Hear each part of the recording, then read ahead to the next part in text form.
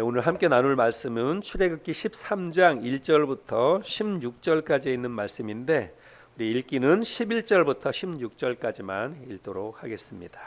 여호와께서 너와 네 조상에게 맹세하신 대로 너를 가나안 사람의 땅에 인도하시고 그 땅을 내게 주시거든 너는 태에서 처음 난 모든 것과 내게 있는 가축의 태에서 처음 난 것을 다 구별하여 여호와께 돌리라. 수컷은 여호와의 것이니라. 나귀의 첫 새끼는 다 어린 양으로 대속할 것이요 그렇게 하지 아니하려면 그 목을 꺾을 것이며 네 아들 중 처음 난 모든 자는 대속할지니라.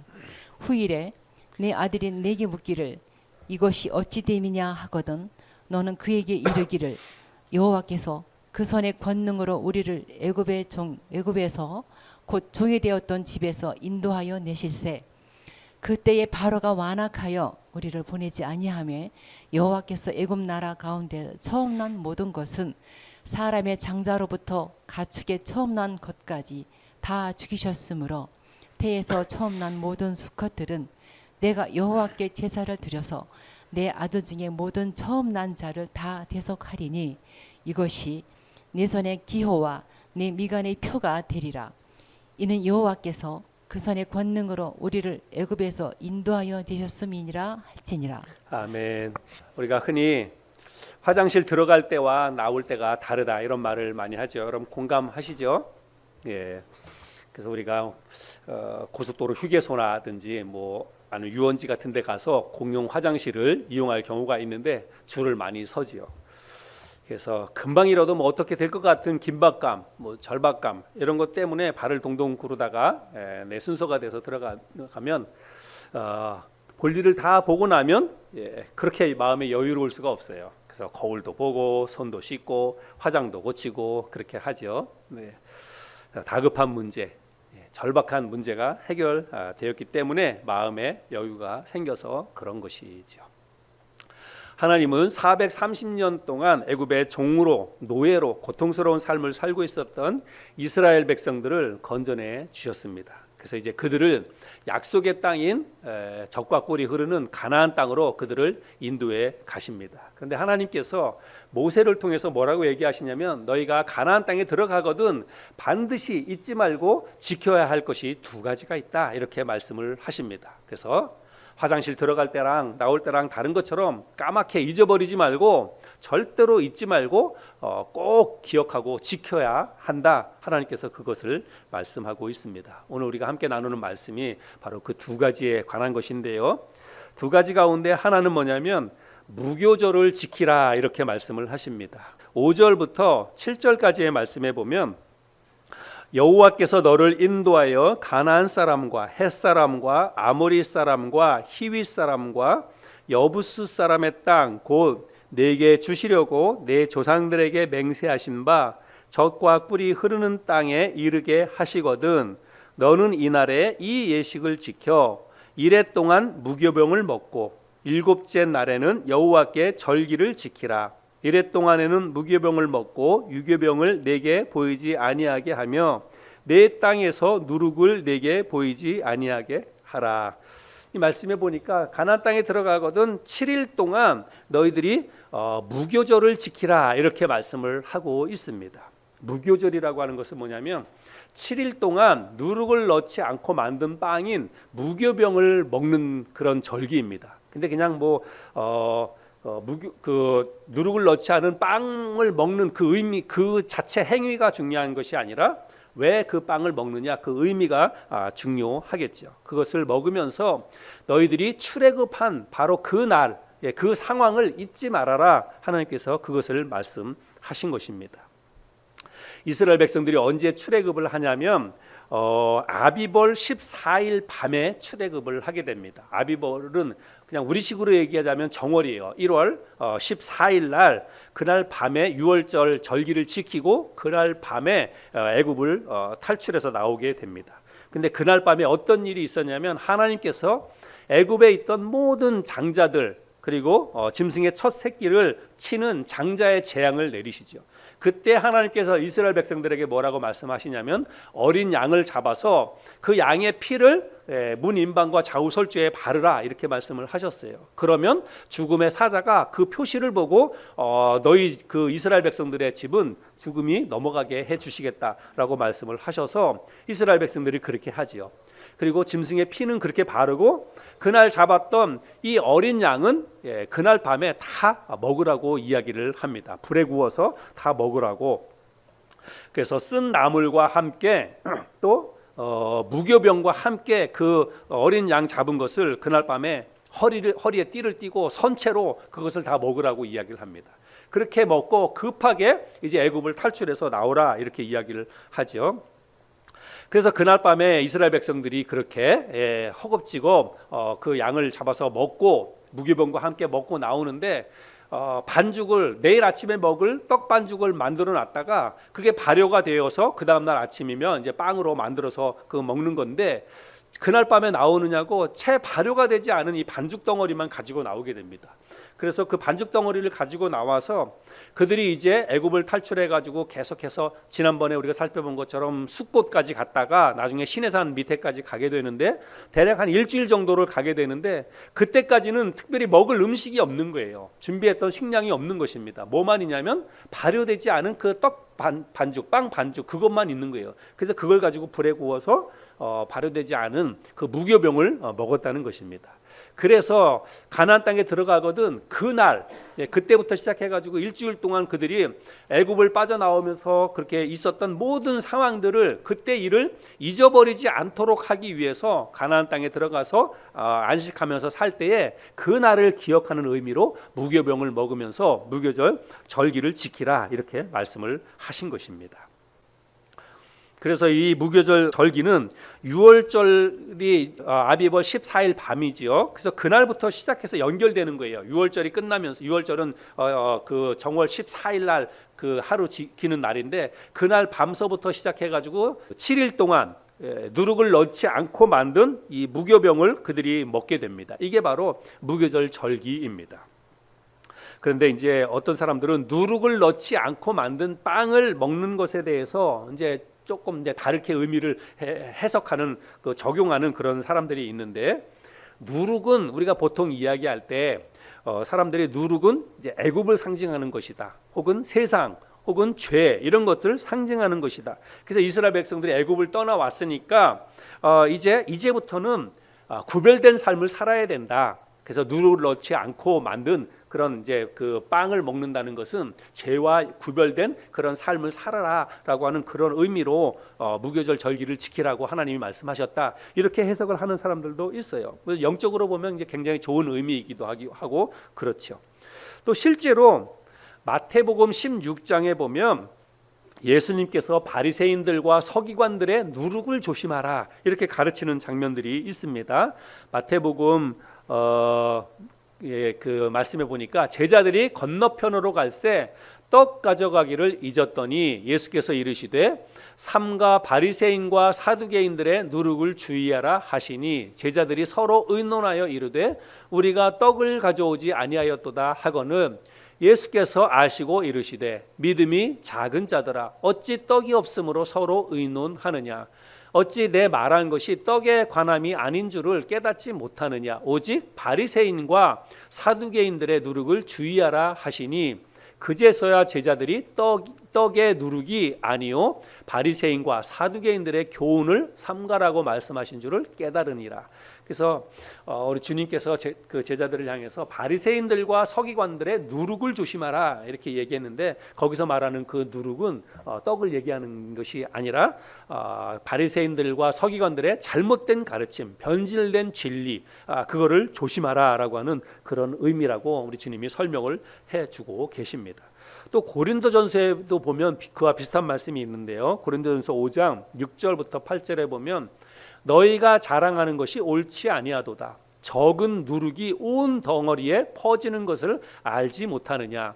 너희는 누룩 없는 자인데 새 덩어리가 되기 위하여 묵은 누룩을 내버리라. 우리의 유월절 양 곧 그리스도께서 희생되셨느니라. 이러므로 우리가 명절을 지키되 묵은 누룩으로도 말고 악하고 악의에 찬 누룩으로도 말고 누룩이 없이 오직 순전함과 진실함의 떡으로 하자. 예, 이렇게 말씀을 하고 있습니다. 그래서 여기서도 말씀해 보면 누룩이라고 하는 것은 안 좋은 의미로 예, 온 덩어리를 번지는 마치 곰팡이와 같은 그런 것으로 이제 의미를 해석을 하고 있습니다. 그래서 누룩을 넣지 않은 이 무교병을 먹으라라고 하는 이 말을 그냥 영적인 의미로 해석해서 죄와 구별된 애굽을 떠나왔으니까 이제부터는 거룩한 그리스도인의 삶을 살아라. 그거를 의미하는, 그거를 기념하는 절기가 무교절 절기다. 이제 그렇게 사람들이 생각을 한다는 것인데, 근데 사실은 그런 의미는 아닙니다. 오늘 본문에서 말하고 있는 누룩은 그런 의미는 아닙니다. 그래서 우리가 주님께서 누룩 없는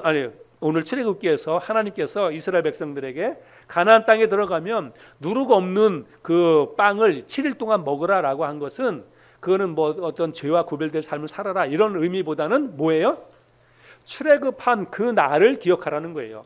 출애굽할 그 당시에 하나님께서 어떻게 이스라엘 백성들을 구원해 주셨는지 그 급하고 긴박한 상황 속에서 하나님께서 그들을 기적적으로 애굽에서 건져내 주신 그때 그 상황, 그 사건을 잊지 말아라라고 하는 의미로 그 빵을 먹으면서 이제 그날을 기억하라고 말씀을 하셨다는 것입니다. 자, 아무튼 하나님은 이스라엘 백성들이 가나안에 들어가거든 이제 첫 번째 맞이하는 니산월에 바로 그 유월절과 그리고 이어지는 무교절 절기를 지키라고 말씀하셨습니다. 그 지키라고 하는 그 목적은 뭐예요? 그날을 잊지 말아라. 예, 출애굽한 그날 하나님께서 너희들을 어떻게 애굽에서 건져내 주셨는지 그때 그 상황을 절대로 잊지 말아라라고 하는 목적으로 무교절 절기를 무교병을 먹는 절기를 지키라고 말씀을 하신다는 것입니다. 그래서 그때부터 시작해서 이스라엘 백성들은 이제 매해 니산월이 되면 유월절 절기를 지키고 그리고 이어서 7일 동안 무교절 절기를 지켰다는 것입니다. 예. 자, 그다음에 또 하나 하라고 하신 것이 있는데 그거는 뭐냐면 가나안 땅에 들어가서 처음 태어난 모든 것을 다 하나님께 드리라 이렇게 말씀하고 있습니다. 오늘 본문 말씀 11절 12절인데요. 우리 11절 12절 말씀 우리 같이 한 목소리로 한번 읽어보도록 하겠습니다. 11절 12절 같이 시작. 여호와께서 너와 네 조상에게 맹세하신 대로 너를 가나안 사람의 땅에 인도하시고 그 땅을 내게 주시거든 너는 태에서 처음 난 모든 것과 내게 있는 가축의 태에서 처음 난 것을 다 구별하여 여호와께 돌리라. 수컷은 여호와의 것이니라. 그래서 가나안 땅에 들어가서 정착해서 살 때 처음 맞이하는 니산월이 되면 그날 태에서 난 모든 처음 난 것을 다 하나님께 드리라 이렇게 말씀을 하고 있습니다. 그러면 태에서 처음 난 모든 것은 사람이 될 수도 있고 짐승이 될 수도 있는 거예요. 근데 여기서 처음 태어난 모든 것은 모든 아기들을 이야기하는 것이라고 할 수 있는데 사실은 이제 성경 그 이제 원어적인 그 의미를 보자면 태에서 태어난 아기들 가운데서 모든 아들을 드리라고 이야기를 하고 있습니다. 아들. 그리고 가축 중에서도 수컷, 처음 태어난 수컷을 드리라 이렇게 말씀하고 있습니다. 그래서 처음 태어난 모든 것을 드리라고 그랬지만 사실은 이제 그 조금 더 면밀하게 살펴보면 남자 아이 아들을 드리라고 첫 아들을 드리고 그 다음에 첫 새끼 가운데서 수컷을 드리라 이렇게 말씀을 하셨다는 것입니다. 이건 뭐 남녀 차별 뭐 이런 걸 얘기하는 그런 의미가 아닙니다. 보통 한 가정에 이제 대를 가정에서 그 대를 잇는 것은 이제 그 아들이기 때문에 그 대를 잇는 그런 목적 때문에 이제 이렇게 말씀을 하셨다는 거예요. 그래서 오늘 읽었던 이 본문 말씀 끝에도 보니까 다 구별하여 여호와께 돌리라. 그 다음에 수컷은 여호와의 것이니라 이렇게 말씀하고 있잖아요. 그래서 사내 아이와 그 다음에 수컷 그 짐승들을 하나님 앞에 드리라고 말씀을 하고 있습니다. 자, 그런데 모든 처음 난 것을 하나님께 드리라. 그러면 하나님께 드리라는 의미가 뭘까요? 뭘 어떻게 하는 게 하나님께 드리라는 거예요? 하나님께 제물로 바치라는 것입니다. 제물로. 그러면 우리가 조금 이제 생각하는데 그러면 첫 번째 태어난 아들, 첫 아기를 하나님 앞에 제물로 드리라는 거예요. 그럼 이게 우리가 조금 납득이 안 되잖아요, 그죠? 어떻게 하나님이 살아있는 아기를 산의 아이를 제물로 바치라 이렇게 말씀을 하셨나? 그러면 어떻게 진짜로 이 산의 아이들을 어떻게 제물로 바쳤을까? 이런 생각을 할 수가 있겠지요.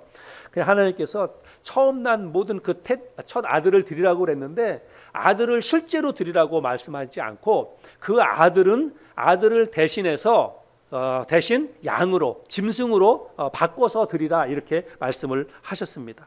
사람뿐만이 아니라 이제 아주 큰 짐승, 뭐 나귀 같은 이런 큰 짐승도 그 짐승을 어떻게 드리겠어요? 큰 짐승은 그건 뭐 가정에서도 큰 재산이잖아요. 그래서 그것들은 이제 작은 어린 양 같은 걸로 바꿔서 대속해서 드리라 하나님이 그렇게 말씀을 하십니다. 13절 말씀을 공동번역 성경에 보면 이제 그렇게 말씀하고 있는데요. 처음 난 나귀는 양을 대신 바치고, 그죠? 나귀 대신 양으로 대신 바치라 이런 말입니다. 그리고 원래 바치려고 했던 그 나귀는 물러내어라 이렇게 얘기하지요. 물러내지 아니하려거든 목을 꺾어라. 그래서 그거를 이제 물리지 않을 것 같으면 차라리 그걸 죽이라 이렇게 말씀을 하는 거예요. 그 다음에 너희 자식들 가운데서 마지는 다 물러내어라. 예, 그래서 이제 맏 아들을 원래는 드려야 되는데 그것 대신에 양을 바치고 그 맏이 아이들은 다시 물러내라, 대속하고 물러내라 이런 의미입니다. 그래서 첫 아이, 그다음에 첫 짐승 가운데에서 이제 큰 짐승 이런 것들은 대신 양으로 대신 바치고 그 대신 의미는 뭐예요? 내 아들을 바쳤다는 거예요. 예, 내 아들을 바쳤습니다. 하나님께 드렸습니다. 이런 의미로 드리고 대신 양으로 대신 바치라 이렇게 말씀을 하신 것입니다. 자, 그러면 하나님께서 왜 장자와 첫 새끼를 하나님께 바치라고 말씀을 하셨나? 왜 바치라고 말씀을 하셨나? 그게 중요한데 그 이유는 뭐냐면 모든 처음 난 것은 다 하나님의 것이기 때문입니다. 하나님께서 모든 처음 난 것은 다 내 것이다 이렇게 말씀을 하고 있습니다. 12절 말씀에 그 뒷부분에 보면 모든 구별해서 처음 난 것을 다 구별하여 여호와께 돌리라. 수컷은 여호와의 것이니라 이렇게 말씀하고 있죠. 그래서 처음 난 모든 수컷은 다 하나님의 것이다 이렇게 말씀을 하고 있습니다. 하나님께서 이스라엘 그 백성들을 애굽에서 건져내시기 전에 어떤 일이 있었냐면 애굽에 있는 모든 장자와 그리고 애굽 땅에 있는 모든 그 짐승들 가운데서 첫 새끼를 죽이는 엄청난 재앙이 애굽 땅에 있었잖아요.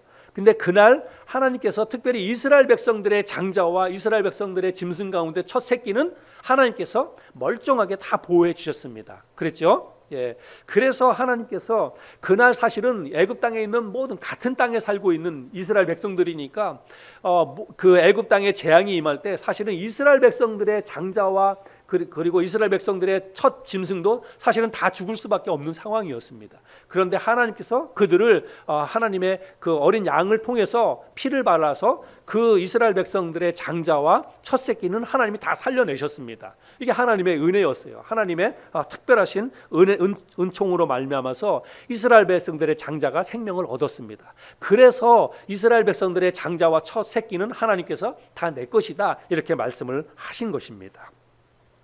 그래서 이제 이때부터 시작해서 매년 새해 첫 달인 닐산월 14일 날 6월절 그 밤이 되면 어린 양을 잡아서 번제로 드리는 제사를 6월절 제사를 이스라엘 백성들이 드리는 것입니다. 그래서 가나안 땅에 들어가서도 이스라엘 백성들이 첫 번째 맞이하는 닐산월에 그 6월절에 어린 양을 잡아서 그렇게 드리는 그런 이제 그 제사를 드리는 건데 그때 이제 6월 그 이스라엘 백성들이 번제로 드리는 제사는 많이 있었어요. 그런데 특별히 닛산월에 드리는 그 번제, 새해 첫 달 14일 6월절에 드리는 그 번제는 어떤 의미냐면 그것은 우리 이 가정에 우리 첫 아들은 하나님의 것입니다. 우리 짐승 가운데서도 이 첫 새끼는 다 하나님의 것입니다. 하나님께 드립니다. 이런 의미로 드려지는 제사가 바로 닛산월 6월절에 드리는 바로 그 제사였다는 것입니다. 그래서 그런 의미를 담아서 이제 매년 6월절이 되면 너희가 그런 제사를 나에게 드려라 그렇게 말씀하고 있다는 것입니다. 그래서 이스라엘 백성들이 이제 이 두 가지, 첫 번째는 무교절을 지키는 것, 그 다음에 또 하나는 짐승의 사람의 첫 아들, 그 다음에 짐승의 첫 새끼를 대신해서 하나님 앞에 번제로 드리는 그 유월절 제사, 이 두 가지를 하나님께서 잊지 말고 반드시 가나안 땅에 들어가면 두 가지를 행하라 말씀을 하셨습니다. 그래서 10절 말씀해 보면 해마다 절기가 되면 이 규례를 지킬지니라. 그러니까 1년에 한 번은 반드시 무교절 절기를 지키고, 그리고 첫 것의 어떤 의미를 하나님 앞에 바친다는 의미로 유월절 제사를 드리라고 하나님이 말씀을 하셨습니다. 그래서 우리가 하나님이 지키라고 하신 이 두 가지를 살펴보았는데, 자, 이게 이제 오늘 본문 말씀의 그런 해석입니다. 그러면 오늘 우리가 이 하나님께서 지키라고 말씀하신 이 두 가지가 오늘날 우리에게 어떤 의미가 있는가? 오늘 우리들은 이 말씀을 우리의 삶에 어떤 교훈으로 받아들이고 또 우리가 어떻게 이 말씀을 적용해야 하는가? 그게 중요하죠. 우리가 애굽에 내린 10가지 재앙이나 출애굽 사건이 오늘날 나와 무슨 상관이 있나? 우리가 그렇게 생각할 수가 있습니다. 구약 성경에 기록된 이 하나님의 역사로만 우리가 이해하고 그냥 그렇게 읽고 그냥 넘어가 버릴 수가 있습니다. 그러면 우리에게는 아무런 유익이 없지요. 성경에 기록된 모든 일들은 시대와 장소와 상황과 이런 모든 것을 뛰어넘어서 오늘을 살고 있는 우리에게도 직접적으로 연관이 있다는 사실을 우리는 잊지 말아야 합니다. 오늘 우리가 함께 읽었던 이 본문 말씀, 오늘 말씀에서 이스라엘 백성들에게 말씀하신 두 가지 지키라고 하는 것, 무교절을 지키라, 그리고 처음 난 모든 것을 하나님께 바치라, 이 두 가지도 여러분 우리에게 적용이 되는 말씀이에요. 우리도 이 말씀을 가지고 우리의 삶에 적용을 해야 한다는 것입니다. 하나님께서는 이런 이스라엘 백성들의 역사 속에서 있었던 이 사건을 가지고 오늘을 살고 있는 우리에게도 동일한 의미로 이 말씀을 우리에게 주신다는 그런 뜻입니다. 자, 그러면 어떤 연관이 있을까? 오늘 우리가 이 말씀을 우리의 삶에 어떻게 적용할 수 있을까? 하나님께서는 이 말씀을 통해서 우리가 어떤 삶을 살기를 원하실까? 우리가 그것을 함께 좀 나누기를 원합니다. 하나님이 이스라엘 백성들에게 무교절 절기를 지키라고 말씀하신 그 이유가 뭐라 그랬습니까? 8절에서 그거 말씀하고 있죠. 너는 그날에 내 아들에게 보여 이르기를 이 예식은 내가 애굽에서 나올 때에 여호와께서 나를 위하여 행하신 일로 말미암음이라 하고. 그래서 이스라엘 백성들이 애굽에서 나올 때 하나님께서 어떻게 그들을 애굽에서 건져내 주셨는지, 어떤 일이 있었는지를 잊지 말라고 하는 의미로 이 무교절 절기를 지키라고 그렇게 하셨다는 것입니다. 그래서 430년 동안 애굽의 노예로 종살이로 있었다가 어떻게 하나님의 은혜로 그들이 애굽에서 빠져나오게 되었는지를 잊지 않고 기억하는 그런 의미로 무교절 절기를 지키라고 말씀을 하셨다는 것입니다. 우리가 지난주에 이스라엘 백성들이 출애굽한 이것은 영적으로 보자면 우리가 이 땅에서 죄와 사망이 있는 이 땅에서 우리가 그 건져냄을 받은 그 날과 의미가 같다. 우리가 그런 말씀을 드렸죠. 그래서 출애굽이 아니라 우리는 출세. 보통 우리가 출세한다 그러면 뭐 세상에서 잘 나간다 이런 걸 의미하지만 그런 의미가 아니라 우리가 이 세상으로부터 건져냄을 받았다. 이 이스라엘 백성들이 마치 애굽에서 건져낸 것처럼 우리가 이 세상에서부터 하나님의 자녀로 구별되었다. 이 세상에서 불려내어서 하나님의 자녀로 불려냄을 받았다. 그런 의미로 우리는 출세한 사람이다. 제가 그런 말씀을 드렸죠. 지금 우리가 살아가고 있는 이 세상, 우리가 살아가고 있는 이 세상은 여러분 마귀 사탄이 왕노릇을 하는 그런 세상이라고 성경에서 말씀하고 있습니다. 에베소서 2장 1절 2절 말씀해 보면 그는 허물과 죄로 죽었던 너희를 살리셨도다. 그때의 너희는 그 가운데서 행하여 이 세상 풍조를 따르고 공중의 권세 잡은 자를 따랐으니 곧 지금 불순종의 아들들 가운데서 역사하는 영이라. 지금 우리가 살아가고 있는 이 세상은 마귀 사탄이 역사하는 그런 세상이라고 하는 것입니다. 또 베드로전서 5장 8절에서도 그런 의미로 이렇게 이야기하죠. 근신하라 깨어라 너희 대적 마귀가 우는 사자같이 두루다니며 삼킬 자를 찾나니. 우리가 살아가고 있는 이 세상은 마귀 사탄이 지배하고 있습니다. 그래서 마치 우는 사자가 먹을 것을 찾아다니는 것처럼 계속해서 이 세상을 다니는 거예요. 그래서 하나님을 믿고 따르고 섬기고자 하는 그런 사람들로 하여금 하나님으로부터 멀어지도록 만들고 하나님을 믿지 않도록 세상 사람들에게 하나님으로부터 어떤 진리의 말씀에서부터 멀어지도록 그렇게 만드는 일을 하는 게 마귀 사탄이라고 하는 것입니다.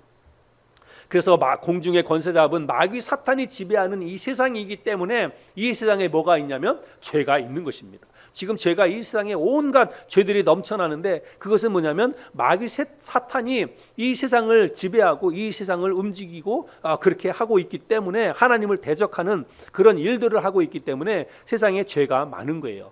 그리고 그 죄의 결과로 이 세상에 죽음이 만연하고 있다는 사실입니다.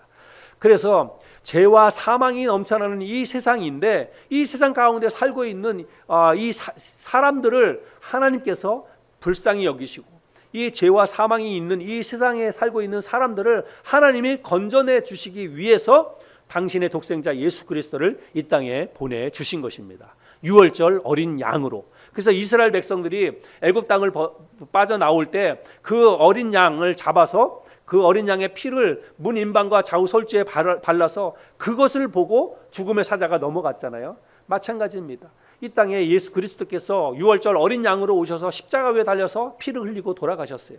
그래서 그 예수 그리스도를 마음속에 믿고 십자가의 보혈로 거듭난 사람들은 죽음의 사자가 지나가는 것입니다. 그래서 우리가 이 세상에서 출세했다 이 말은 뭐냐면 예수 그리스도를 마음속에 받아들여서 예수님의 십자가의 보혈로 우리가 죄와 사망이 넘쳐나는 이 세상에서 건져냄을 받았다는 것입니다. 그래서 우리가 출세를 했다는 그런 의미라는 것입니다. 여러분 정말 여러분들이 예수 그리스도를 마음속에 개인의 구세주로 믿고 받아들였다면 여러분은 하나님의 자녀가 된 것입니다. 죄와 사망에서 건져냄을 받은 것입니다. 그러면 여러분 그날이 분명히 있으시죠? 진짜 여러분의 마음속에 내가 예수님을 내 개인의 구세주로 믿어야 되겠다. 그 예수님을 마음속에 믿고 받아들였던 그 날이 분명히 있을 것입니다. 어떤 사람들은 그 날을 생생하게 기억하는 분도 있겠고 어떤 분은 언제 한 순간에 딱 그게 이루어진 것이 아니라 그냥 교회 다니면서 점점 시간이 지나면서 그게 완전히 믿어져서 그래서 진짜 지금 상황으로 볼 때는 나는 정말 거듭난 그리스도인이 맞다. 내 안에 예수님이 계시고 내가 내 예수님을 내 마음속에 믿고 받아들이고 영접했기 때문에 예수님이 내 안에서 나와 함께 살아계신다는 것에 대한 믿음의 분명한 확신이 있다면 언젠지는 모르지만 그날이 분명히 있었다는 것이죠. 그죠? 그래서 여러분 만약 진짜로 그런 순간과 그런 날이 나에게 있었다면 여러분 그 순간이 우리의 인생 속에서 그게 얼마나 소중한 날입니까? 얼마나 의미 있는 날입니까? 내가 이 세상에서부터 죄와 사망이 있는 이 세상에서 건져냄을 받은 그 날이 우리에게 여러분 영적으로 이게 얼마나 기쁘고 얼마나 감사한 그런 날입니까? 그렇죠? 절대로 잊지 못할 그런 날이 될 것입니다. 그래서 제가 지난주에 설교하면서 제 개인의 간증을 이야기했지 않습니까? 고등학교 2학년 때 제가 처음 예수님을 영접하고 예수님을 믿고 받아들였을 때 저를 상담해 주시는 분하고 같이 2층 다락방에 올라가서 그분이 복음을 전해주시고 예수님에 대해서 설명을 하고 그날 제가 예수님을 마음속에 받아들이고 나서 얼마나 기쁘고 좋았는지 모릅니다. 그래서 그날 집에 돌아가서 제가 일기를 썼다고 얘기했잖아요. 그러니까 이제부터는 정말 하나님을 기쁘시게 하는 삶을 살겠다고 고등학교 2학년 때 아무것도 모르는데 그런 고백을 제가 일기장에 썼습니다. 그리고 늘 그거를 잊지 않고 내가 어떻게 살아가는 게 하나님을 기쁘시게 하는 삶일까? 저는 그 고등학교 때 청년 시절에 늘 그런 생각이 있었어요. 그래서 그냥 내가 앞으로 뭘 해야 하나님을 기쁘시게 하는 삶을 살 수 있을까? 그거를 고민하다가 결국은 음악 공부를 시작을 하기도 했었고 그리고 결국은 신학교에 가서 목회자가 되어야 되겠다라고 해서 목회자가 되었습니다.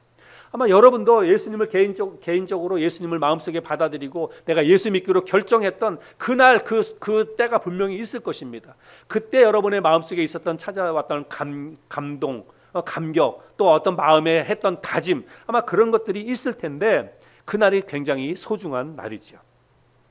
그래서 우리가 그 날을 기억하고 기념하고 우리가 살아가야 하는데 실제로는 사실은 그렇지 못하다는 것입니다. 그날을 우리가 신앙생활 하면서 그날을 별로 중요하게 생각하지 않고 그날을 우리가 잊고 살아가는 거예요. 그래서 여러분 우리가 신앙생활을 한다고 하지만 신앙생활 하는 게 별로 기쁘지 않고 별로 큰 의미가 없는 것 같고 그냥 때가 되면 일요일 되면 교회 가고 또 뭔가 일이 있으면 또 교회 안 가고 그냥 교회 나가고 이렇게 신앙생활 하는 게 내 인생 속에 그렇게 그닥 중요한 것 같지 않다 이렇게 생각하는 분들은요 진짜 잘 생각해 봐야 됩니다. 내가 정말로 거듭난 그리스도인인지, 여러분 내가 예수 믿는다는 것은 이제부터 나는 뭐 교인이 되었다 그런 의미가 아니에요. 예. 내가 예수님을 내 개인의 구세주로 믿고 예수님 믿고 받아들였다는 것은 내 인생 전반적인 모든 것이 완전히 달라졌다고 하는 것입니다. 죄와 사망으로 인해서 나는 이제 죄와 사망의 종로로 다른 그런 사람이었는데, 죄와 사망이 아니라 하나님의 자녀로 영원한 생명을 누리는 거룩한 하나님의 백성으로 달라지는 것입니다. 여러분 이게 뭐 얼마나 엄청난 그런 사건입니까? 근데 그 엄청난 사건이 나에게 일어났는데도 불구하고 내가 그날을 소중히 여기지 않고 그날을 잊고 살아간다면 여러분 이거는 말이 안 되는 거죠.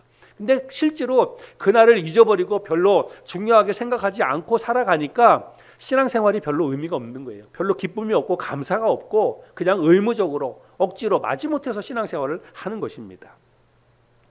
그래서 여러분, 하나님께서 이스라엘 백성들에게 너희들이 가나안 땅에 들어가면은 분명히 애굽하고는 완전히 다른 삶이 될 거예요. 애굽에서는 종살이로 살았지만 가나안 땅에서는 자유가 주어지는 것입니다. 그리고 거기에는 하나님이 예비해 두신 젖과 꿀이 흐르는 굉장히 좋은 그런 땅입니다. 거기에 들어가서 안식하면서 살 때에 하나님께서 너희들이 애굽을 어떻게 빠져나왔는지 그날을 잊지 말아라 라고 말씀하신 것은, 그날을 잊지 않고 기억해야만 이 가나안 땅에서 살아가는 그 삶이 의미 있고 행복하고 감사가 넘치는 그런 삶이 될 수 있기 때문에 하나님이 그날을 잊지 말라고 하신 것입니다. 여러분, 우리도 마찬가지예요. 내가 신앙생활하면서 영적인 기쁨과 감사가 넘쳐나면서 정말 누가 뭐 시켜서 하는 게 아니라 정말 하나님을 예배하는 게 너무 좋고 너무 감사하고, 그래서 주일날 예배 나와야 되고, 그래서 주일날 교회 나와서 예배 드리는 게 그래서 너무나 기쁘고 감사하고, 나는 절대로 어떤 것과도 바꿀 수 없는 큰 기쁨이 되어야 되는데 우리가 그날을 기억하지 않기 때문에 그래요. 내가 어떻게 죄에서 구원받아서 하나님의 자녀가 되었는지 그때 그 순간의 그 기쁨과 감격을 잊고 사니까 우리가 신앙생활의 그런 기쁨과 감사가 사라진다는 것입니다. 오늘 우리가 이것을 회복해야 됩니다. 오늘 우리가 이런 걸 통해서, 그래서 적어도 이 무교절이라고 하는 것은 1년에 한 번 돌아오는 절기잖아요. 그래서 우리도요, 적어도 1년에 한 번 정도 내가 구원받은 그 날을 기억하면 그 날을 기념하면 더 좋겠고, 그 날을 기억하지 못한다 할지라도 내가 내 마음에 확신한 날이 분명히 있을 것입니다. 내가 예수님을 마음속에 받아들이기로 결정했던 그런 순간들을 기억을 할 것이에요. 그러면 그 날을 기억해서 특별한 의미로 하나님 앞에 감사하면 좋겠어요. 예, 그날 어떤 매년마다 찾아올 때마다 적어도 1년에 한 번 정도는 그 날을 기억하면서 하나님 앞에 감사하는 감사 기도 드리고, 또 할 수 있으면 물질도 드리고, 그렇게 감사를 표현하는 것입니다. 그러면서 1년에 한 번씩 내 신앙을 점검하는 거예요. 다시금 하나님의 구원의 은혜를 회복하면서 그렇게 나가는 것입니다. 그런 순간들이 있어야만 우리의 신앙을 간직할 수 있고 하나님 앞에 우리가 감사하면서 신앙생활을 할 수가 있다는 것입니다. 그래서 저와 여러분들이 오늘 이 말씀을 통해서 무교절을 우리가 잊지 말고 지키라라고 하는 것은, 내가 구원받은 날, 내가 하나님의 자녀로 거듭난 그 날을 우리가 잊지 말고 기억하자는 것입니다. 그 날을 하나님 앞에 또 감사하자고 하는 것입니다. 저와 여러분들이 그렇게 할 수 있기를 바랍니다. 두 번째는 처음 난 모든 것을 하나님께 드리라라고 말씀을 했는데, 이 말씀은 또 우리가 어떻게 우리의 삶에 적용을 해야 되는가? 처음 난 모든 것을 드리라고 하는 것은 사실은 짐승의 제사로 드리라고 하는 것인데, 양을 잡아서. 근데 우리는 짐승의 제사를 지금 오늘날 드리지 않잖아요. 짐승의 제사를 드릴 수도 없죠. 어떻게 우리가 그 양을 잡아가지고 그걸 제물로 바치는 우리가 제사를 오늘날 할 수가 있겠습니까? 구약 시대 때는 이 짐승을 드리는 제사를 하나님께서 드리라고 말씀을 하셨습니다. 그래서 소나 양이나 염소를 드리라고 그랬는데, 소나 양이나 염소를 드릴 수 없는, 또 경제적으로 가난한 그런 사람들을 향해서는 비둘기를 잡아서 드리든지, 아니면 그것도 좀 어려우면 곡식의 가루, 소재로 곡식의 가루로 제물로 바쳐서 드리라고 말씀을 하셨습니다. 근데 우리는 오늘날 짐승의 제사도 드리지 않고, 사실은 곡식의 제사도 사실은 우리가 드리지 않습니다. 아무튼 하나님께서 가나안 땅에 들어가거든 너희가 그 모든 처음 난 것에 그 첫 새끼를 드리라라고 말씀을 하셨는데, 여러분 이것도 우리와 아무 상관없는 말씀이 아니라는 거예요. 우리는 오늘날 우리가 뭐 짐승의 제사를 우리가 뭐 어떻게 드립니까? 곡식의 제물을 우리가 농사도 안 짓는데 무슨 첫 번째 것을 하나님 앞에 드립니까? 우리와는 해당이 없는 것입니다. 우리가 그렇게 생각할 수 있는데 그게 아니라고 하는 것입니다. 이걸 우리가 의미를 잘 가지고 와서 오늘날 하나님께서 이것을 통해서 우리에게 뭘 말씀하시는 건가? 이것을 통해서 하나님께서는 우리에게 뭘 원하시는 것일까? 우리가 이거를 잘 생각해야 된다는 것입니다. 자, 처음 난 모든 것을 드리라라고 하는 것은 하나님께서 왜 드리라고 말씀을 하셨다고 제가 말씀을 드렸어요. 처음 난 모든 것이 다 하나님의 것이기 때문에, 처음 난 모든 것이 다 하나님의 것이기 때문에 하나님께 드리라 그렇게 말씀을 드렸잖아요. 처음 난 모든 것은 여호와의 것이니라 하나님이 그렇게 말씀을 하셨잖아요. 자, 이 처음 난 모든 것이 하나님의 것이라고 하는 것은 삶의 주권을 얘기하는 것입니다.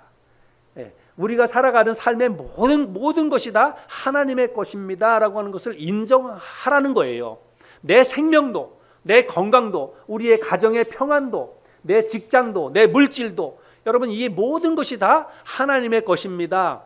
하나님의 것을 하나님께 드립니다. 이런 의미로 드려지는 거예요. 그러면 이건 우리가 얼마든지 이것을 우리가 할 수 있어요, 없어요? 할 수가 있습니다. 그것을 우리가 표현하는 방법이 어떤 짐승이라든지 곡식이라든지 이게 아니라 뿐이지 우리는 얼마든지 내 처음 난 모든 것이 다 하나님의 것입니다. 이런 의미를 가지고 우리는 그렇게 할 수 있어야 돼요. 그거를 당연히 해야만 합니다. 하나님께서 오늘날 도시에 있는 모든 사람들에게도 하나님이 그것을 원하신다고 저는 믿습니다. 단지 짐승, 양을 잡아서 드리는 것이 아니라 우리의 마음을 드려야 돼요. 첫 번째로는 내 마음과 내 생각을 드려야 된다는 것입니다. 그래서 하나님, 내 생명도 하나님의 것입니다. 내 건강도 하나님의 것입니다. 우리의 가정도 하나님의 것입니다. 내 시간도 다 하나님의 것입니다. 그런 의미를 담아서 적어도 1년에 한 번, 이것도 마찬가지잖아요. 1년에 한 번씩 그렇게 하라고 하는 거예요. 1년에 한 번씩은 우리가 그런 의미를 담아서 하나님 앞에 그렇게 감사를 표현할 수 있어야 한다는 것입니다. 그렇게 하라고 하는 게 바로 오늘 이 본 말씀의 가르침이라는 거예요. 그래서 적어도 우리가 1년에 한 번씩은 하나님, 올 한 해 동안 내 모든 삶의 모든 것이 다 하나님의 것입니다. 그렇게 우리가 마음의 고백을 담아서 하나님 앞에 기도하면서 삶의 주권이 하나님께 있다라고 하는 것을 우리가 고백하면서 하나님 앞에 그렇게 시간을 드려야 된다는 것입니다. 할 수만 있다면 1년에 한 번이 아니라 한 달의 첫날, 그래서 뭐 8월이 되면 8월 1일, 9월이 되면 9월 1일, 매달 첫날을 하나님 앞에 그렇게 우리가 감사기도 하고 시작을 했으면 좋겠어요. 매 첫 시작을 할 때 하나님 이번 한 달도 하나님이 주실 줄로 믿습니다. 하나님이 이번 한 달도 나에게 건강을 주셔야만 내가 잘 살아갈 수 있음을 믿습니다. 이 시간도 건강도 물질도 다 하나님의 것입니다. 그렇게 생각하면서 감사하면서 한 달을 시작하는 거예요. 한 달뿐만 아니라 하루도 마찬가지입니다. 우리가 매일매일 아침에 일어나서 첫 시간을 하나님 앞에 그렇게 감사하면서 기도하면서 시작을 하는 거예요. 하나님, 오늘 하루도 하나님의 은혜 가운데 이렇게 시작합니다. 하나님의 도우심 가운데 오늘 하루를 내가 살아가겠습니다. 오늘 하루의 모든 삶이 다 하나님의 것입니다. 그렇게 하나님의 주권을 인정하면서 기도하면서 하나님께 그렇게 하루를 시작하고 한 달을 시작하고 1년을 시작하는 거예요. 그렇게 하라고 하는 게 바로 첫 것을 드리라고 하는 그런 의미라고, 우리에게 그렇게 적용하고 실천하면 된다고 저는 생각을 합니다. 하나님께서 이스라엘 백성들에게 가나안에 들어가거든 반드시 지켜라 라고 하는 것 두 가지를 오늘 말씀을 드렸습니다. 첫 번째는 그 무교절 절기를 지키라. 이거는 구원, 애굽에서 건져낸 것을 의미하는 그런 것이죠. 그래서 우리가 죄와 사망에서부터 건져낸 그 구원의 날을 잊지 않고 기억하는 것, 우리가 그거를 하나를 잘 간직하고 또 지켜야 되는 것이고, 또 처음 난 모든 것을 하나님 앞에 드리라는 것은 내 삶의 주권을 하나님 앞에 인정하라는 것입니다. 그래서 내 삶의 주인이 내가 아니라 하나님이십니다. 하나님께서 주셔야만 물질도 누리고 건강도 누리고 가정의 평안도 주어진다는 것을 내가 믿습니다. 그렇게 의미를 담아서 하나님 앞에 감사하고 기도하면서 또 하나님 앞에 할 수만 있다면 우리의 몸과 마음과 물질을 하나님 앞에 감사의 표현으로 드릴 수 있는 저와 여러분이 되었으면 좋겠습니다. 오늘 두 가지 것들을 잘 기억하면서 삶의 실천함으로 인해서 하나님과 더 좋은 관계, 바른 관계 속에서 믿음으로 살아가는 우리 모두가 될 수 있기를 바랍니다.